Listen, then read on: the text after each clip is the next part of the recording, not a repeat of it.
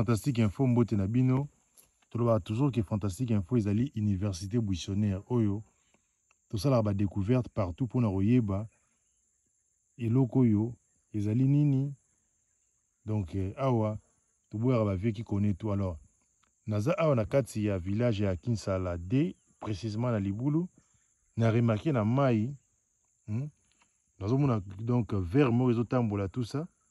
Alors biso attend que tous za kiria royer bato royer bezali nini ezoleka et ça la phénomène buena mai donc na lingi pe bandeko bala na biso na Fantastique Info o bazana idée na yango se cause la nini tala ndenge ke botala ndenge ke ba meka commenter biso na vidéo et cause la malamu parce que Fantastique Info c'est une université buissonnaire oyo to partager ba connaissance na biso pour na royeba makambo oyo elekaka na mokili oyo ezalaka awa to partager voilà na tout na ndeko oyo to na ye ameka pe ko partager connaissance na ye ceux qui yo ezali nini parce que na mona encore roi mai lokola ba or lokola na comprendre ngo tema voilà mbote ndeko mbote papa journaliste voilà rappelez balanda Fantastique Info sous kombo na nani kombo na ngai Meshak Nkololo voilà justement ça bata Libulu voilà avec une salade na moni yo awa na kati ya mabele ya Libulu alors j'étais un peu curieux na neti totambola nango ya mona na mai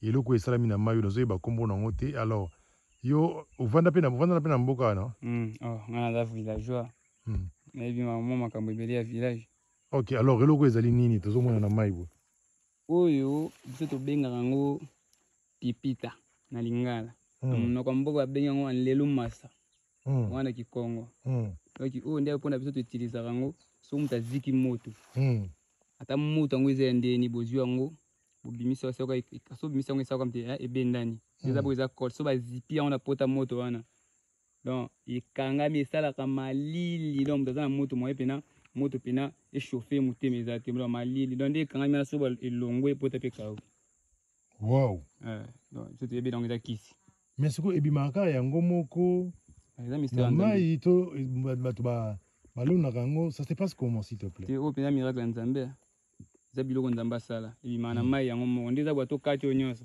obwaki yango ekee nango après quelques jours quelques semaines so oleki omona yango lisusu eboti supe ezalaka partout te ezalaka pe na bamai nyonso te oyo mai toza na nkombo mai ya nini oyo mai ya minkeni mai ya minkeni to na mai ya minkeni tomoni yango eza kaka na mai ya minkeni apasi na mai ya wungu namonaka yango te ezalaka baparti meme ata na mai ya wungu ezala na parti ezali wungu pression eleki makasi pression eleki makasi mai evanda eza te avanda na baplace moko wungu akenda neti kotourne mai evandaka avanda mpasi ya bongo okemona asala mouvement na ye lengo donc moto aziki ozwi yango kaka otoki est ce que okosimba ngo nayebi te nga na omona nasimba ote ndini okosimba yango siko mpe tomeka mpe kotala balandi ya Fantastique Info tomona yango parce que télévision eza radio te oyo eza découverte na kati ya université buissonnaire odindi mpe na kati fona dina asimba ngo mama nanga kiadi non kiesi kiadi te wana otombola yango mama nanga ebimi kaka bongo donc so obimisi yango bongo obwakeli yango na nzoto ya motu fo obimisa yango pena okangi yango mwa liboko kanga espace oyo ekangi mwa liboko ebendi siko mai po so ebimi boye ebenda mai non ndenge eza boza na besoin opakola soki kisi nini batiaka ya nini te ya mondele ka ndenge eza bongo okangi yango moi monde eza mobimba wow kaka ndenge eza bozongo mpona pota tobengaki yango elamba po eza kola elamba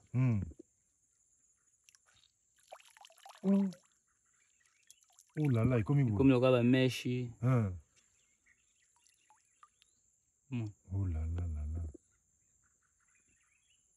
après siko ozwa yango boye siko oziki moto wana siko obongisi yango bien planda bon otiango mpe mwa mai foza mwa mai moko donc po tingo tia na moto batiaka boye apo zipiki yango esika pota ezalaki zipi yango pota mobimba wana so ekangi kaka ebendi esili soki ekwei pota ekauki wow donc na Congo makambo ebele ezali ya malamu eza bongo otiki yango ekende boye ezonga nango eleka nde abo ekei koteki fundi ekangama oboti lisusu akei baninga na ye mais oyo nde abo source nango ezali alors ebimaka tozwa mpe ndeko mosusu wana namoni soza na témoignage na bonjour ndeko Bonjour, monsieur le journaliste. Voilà, rappelez sur la fantastique info combo na yo.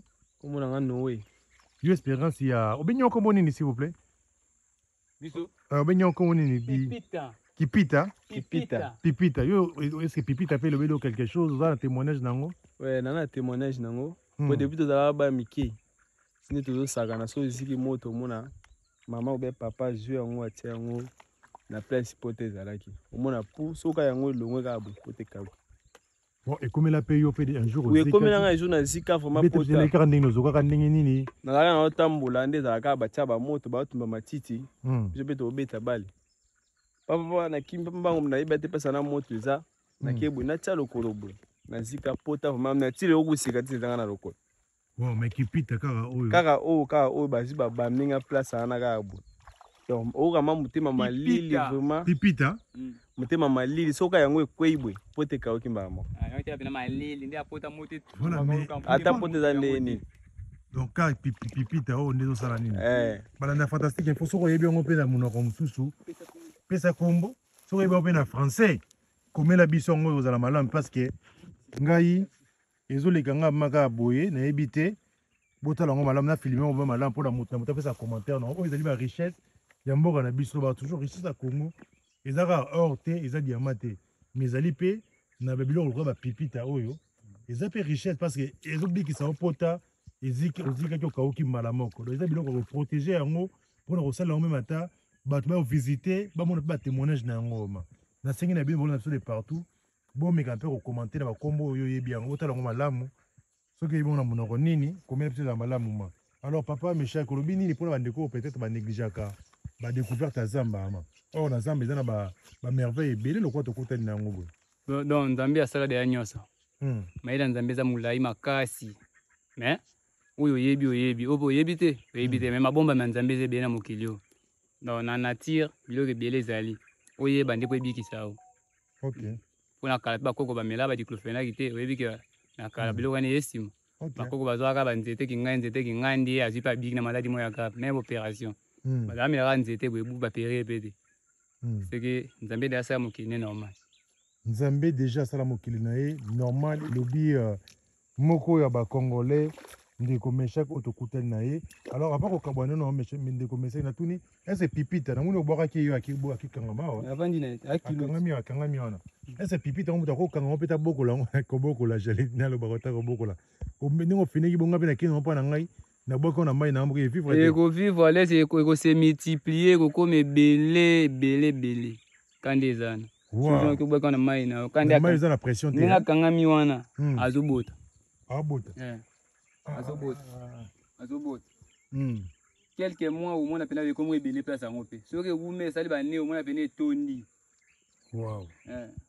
Voilà, balanda fantastique info on a qui découverte oyo Tony ko ça la bino lelo to le Congo ils ont la richesse belé tala des richesses auto kuta na mokolo ya lelo ezali diamante ezali orte mais ezali pipita oyo to sengi na bino benga opena mnorambo la bino boyebi yango ndenge zalaka yo poye bisa biso utilisation mususu to ko la pipita nzamba pa mola bino to pesi merci mingi na disponibilité ya monsieur Meshak oyo a disposer temps na ye pe na savoir na ye na monsieur Noé oyo asali pe témoignage na ye alors na balandi fantastique info nyonso oyo balanda biso mokili mobimba to pesi bino ba mbote to pesi mbote na d'abord na mon maître l'initiateur il y a université positionnaire le professeur Albert Chubangwa Mulumba depuis na Paris na mboka ya France siko ozwami to pesi yo ba mbote na elongo na maman Angèle Chibangu to pesi pe mbote na distingué maman présidente ya ONGD Jim Noudoué je cite docteur Moussemba Justine wana ba maman oyo baza ko encadrer biso pona ba émission fantastique info télévision et les cas na ba conduire malamu pe pona informer bino boyeba makambo ndenge ezoleka to pesi mingi na mama mbote na mama mami depuis mboka ya France oyo asoutenaka pe biso alors tobosani pete mama Marthe ya village Kimbiya Vanga topesi mbote na libota mobimba topesi mbote lisusu na grand-père le Nzibula depuis na Grand Gilles depuis mboka ya France mbote na yo ekomela yo elongo na libota mobimba mbote na papa Fredi Nkosi depuis mboka ya France pe lisusu parce qu'il veut dire que France est deuxième pays et le premier pays où il a fantastique info selon statistiques à YouTube France est les cabinets et l'équipe a pays est belé oyo ba pays mingi la France est numéro 1 alors la théorie na mabete ko pesa mingi balandi ya fantastique info baza na mboka ya France bozali partout dans le monde to pesi bino mbote na maman Nicole depuis mboka ya Canada mboka na bozali tellement belé kotanga bakombo na bino nyonso tokoka te mbote na moto nyonso azwi libako kolanda biso tolingi bino mingi bopartage émission bokomela biso sur pipita soki obengango na monoko nini obengango na kombo nini na monoko mboka na bino ekozala malamu nzambe apambola mboka na biso tokutani mbala ya nsima et c'était la voix de votre humble serviteur Lucien Bokite, ambassadeur de la terre. Bye. Info TV, magazine au business. N'oubliez pas de vous abonner gratuitement.